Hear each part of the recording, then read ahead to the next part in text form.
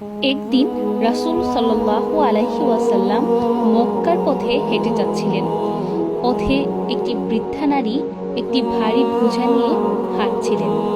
তিনি নবীজিকে চিনতেন না। তিনি নবীজিকে ডেকে বললেন, ও ছেলে, একটু সাহায্য করো, এই বোঝাটা আমার ঘরে পৌঁছে দাও। নবীজি বিনয় ও দয়া নিয়ে তার বোঝা কাঁধে তুলে নিলেন এবং চুপচাপ হাঁটতে লাগলেন। হাঁটতে হাঁটতে বৃদ্ধা বলতে লাগলেন, এই শহরে এক ছেলে উঠেছে, তার নাম মুহাম্মদ। সে আমাদের ধর্মকে পরিবর্তন করতে চায়, তার কথা শুনো না। কিন্তু নবীজি কিছু বললেন না, শুধু চুপচাপ তার বোঝা বহন করে দিলেন। শেষে ঘরে পৌঁছে বৃদ্ধা বললেন, বাবা, তোমার মতো ভালো মানুষ আমি কম দেখেছি। তোমার নামটা কি?